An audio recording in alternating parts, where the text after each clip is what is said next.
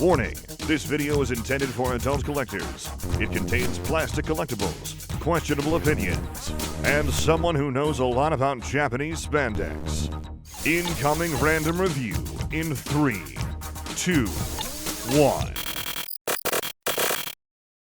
Hello everyone, welcome back to the TJOmega channel. It is day 3 of our look at the Prime Changers for Transformers 1, and today it is Sentinel Prime.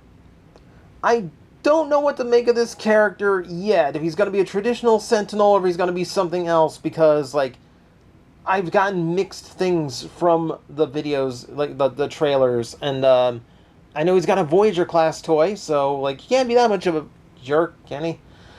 Oh well.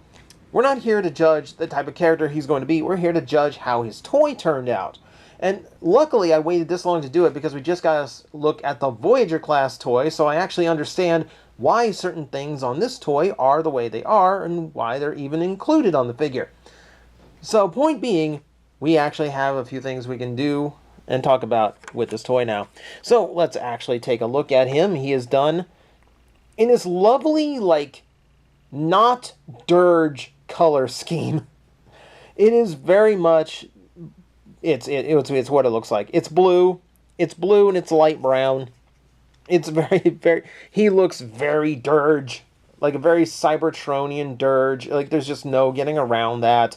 He does mix it up a lot more. There's blue intermixed into the wings, you know, the brown, or I guess like this like dark gold they've gone with, is mixed in around the midsection here. So it's not entirely dirge. It's just funny that it's that close. This kind of makes me wish that they went with like the more G1 style of Sentinel, just like the big spike truck. At least that would have been a little bit distinct. But no, it is a really cool looking gunship of a vehicle mode. Pretty clean too. Look. No real underkibble going on. Always like to see that out of a jet.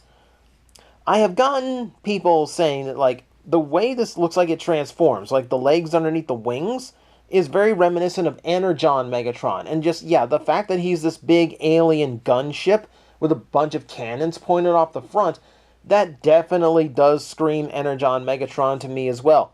That said, when we get to transformation, you're going to find that he's a little bit closer to Cybertron Megatron than you would actually expect. We'll get there when we get there. For starters, let's actually look at the paint detail. We already looked at some of the blue across the wings, but we've got a lot of pink up here on a piece that will eventually be his shield. That's on the Voyager toy too, so I guess that's not just a thrown-in extra. We got silver painted on both the wing guns as well as the side guns, and then of course that's also the color for the canopy. So lots of color going on here, and again this black that's kind of breaking up all the blues going through, looking really, really good. It's a very cool looking ship. It's a really cool looking ship all the way around. We look at the rear. Oh, it is a Prime Changer. I will say it in every video just in case someone only watches one. These are basically better than Warrior class toys, but they're not quite deluxes. So you're going to see a little bit of simplification. You're going to see them cheaping out just a little bit here and there. And this is just one example of that, which it's not terrible. It's not terrible in what it does, but it is, you know, maybe a little bit disappointing to some. He looks good from the front, and that's pretty much what he's supposed to be.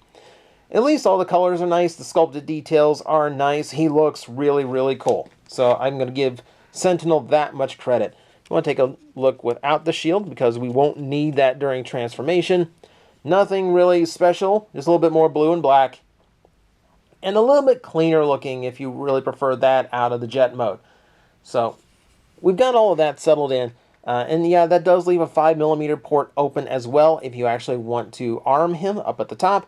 5mm ports are also how the wing guns connect, so you can also take those off if you want to give him top-mounted guns, which you can even do with, you know, just these. You know, if you want to, like, actually go to the trouble of switching them around and you think that looks cool, you can do that too.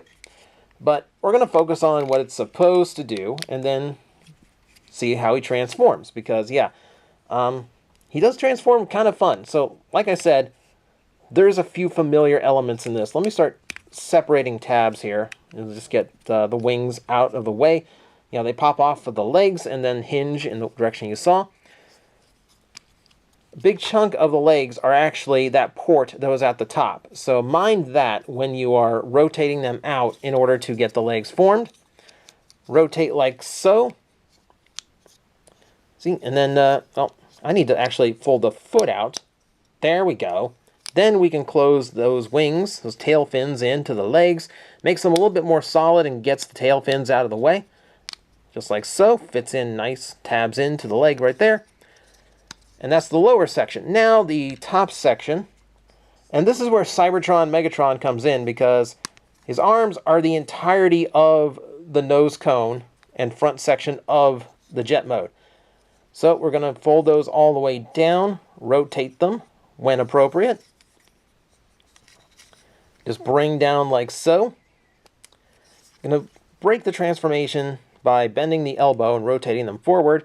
And that is going to let me take that piece of the nose cone, fold it down against the bottom of the forearm. Let me do that over here as well. Go ahead and bend the elbow to get the parts clear. There we go. And now we get the head out. So we open up the back. Use that big gray tab to flip it all the way to the front. Close everything back up. And this is supposed to act kind of like a cape. I'm going to fold the wings all the way in. And we're just going to leave that there. So it just kind of like flows down behind him. You can rotate the guns forward here, but I don't really like that look all that much. I'm going to leave them pointed outward. Mostly so you can just keep seeing the toy a little bit better, so they don't get in the way of the shot. But that is going to be how the transformation works. That is our robot mode. It's a nice transformation. You know, I always say, like, it's great when you get, like, clean-looking jets. Not only because, yeah, they look better in vehicle mode, but also because it's going to make things a lot easier to transform into robot mode. You're going to get more original and more, like, fleshed out transformations. It's not just going to be like how a Starscream works. You know, you're actually going to be doing different things, and that's kind of what the toy does. You know, he is, if anything, a weird amalgamation of how Energon Megatron and Cybertron Megatron work. You know, I brought those two up as example, but it really is true. It really is. Okay, so let's bring him in. We're going to take a look at his very not dirge head, and it's pretty well detailed.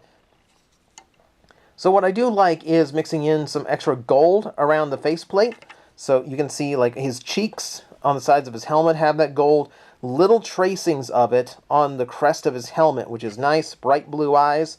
Little tracing all over. What I like about this is it's actually really rare for Hasbro to make sure little thin details get painted, and it makes him look really unique and distinct. You know, that little tracing around the chest, around the pelvis. These are details you don't really get a lot with Transformers. So it's kind of nice to see. Like, it does manage to just, like, make the blue a little bit interesting. Breaks it up just enough. A little bit of extra black gets exposed here. You can see, like, the black on the front of the legs. A little bit of gold there on the sides. And, like Mega Man, like, disc on the side of his boot thing he's got going on. But not a whole lot of added paint besides that. It's mostly just distributing his colors, which in vehicle mode, they're trying to mix them all together, but here in robot mode, they have very distinct places where they go. It's the biceps and the thighs, more traditional in placement. A little bit of black to break it up, but doing a really good job. Like, I think it's a really, really nice color mix once you get it into the robot mode. Okay, so we can go straight into the articulation, because we do have a bunch of accessories on this guy to talk about. For starters, yeah, ball-jointed head, but doesn't have a whole lot of up and down. Plenty of left and right, all the way. Yeah, he does have universal shoulders, so those have full range of articulation, but you can still use that hinge in the torso if you want to alter his stance even more. See, he does have a bicep rotation just below, or just above the elbow, rather. 90 degrees at the elbow. Waist, just like Prime is, the waist design does hinder the waist rotation, but in this case, it's well beyond what you should be posing it at. So that's not too bad. That's going to be fine. Ball joints at the hips that work really, really well. Thigh rotations 360 degrees.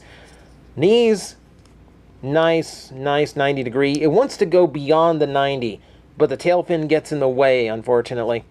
It also has a weird detent to the leg, like it snaps to that position. I don't like when they do that. I like just a stiff knee joint.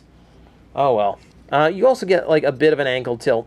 It's kind of buried, so it's not the most usable, but good to know it's there. So yeah, like he does better than Prime in the articulation department. Not quite as good as Alpha Trion, but then again, we're getting design complexity a lot more with this guy. I feel like everyone in the first wave of these kind of hits very specific marks as far as what they are accomplishing. If Prime is getting by on like transformation tricks, then Alpha Trion is getting by on articulation level, and Sentinel here is getting across on accessory options, because we do have quite a few of those. So you can see on the shoulders, like we showed, those guns do rotate forward to point in an appropriate direction if you're in a battle. Those do come off, and they're actually 5mm pegs. The socket is actually here, so you can actually use them and move them around, and and that does give you a few normal options that aren't normally available on some of these. If we want hand weapons, well, those do come off the wings and do fit into his hands, because that's all 5mm port. We could put one here. We could do a forearm mounted gun, but we're not going to. We're just going to let him have these double-barreled hand pistols to go along with his big shoulder guns. And we've seen the Voyager toy has those shoulder guns, so we know they are kind of important. We know he's going to use them. But no, remember, we have a shield. The shield's pretty basic in design, so we don't really have to go over it too much, other than, it's pink. For some reason, he has pink. And that's going to pop onto his forearm to complete his overall gunned-up look. It's a very heavily armed figure, especially at this price point. So yeah, that's basically going to be your Sentinel Prime. Articulation-wise is a nice mix. The transformation feels oddly familiar if you like your Unicron trilogy stuff. It's just at a much smaller size. And lots of accessory display options, which I really, really like when a toy gives me that. Very, very good figure. It's like right now, of the ones we've looked at, I would call him the best overall, followed by Alpha Trion, and then Orion, Pax, Optimus Prime, running up in third. Oh, but don't worry. He won't be in last place for long. Stay tuned. Tomorrow will be day 4. We will continue to look at these toys. We've always got to hit a bottom somewhere, don't we?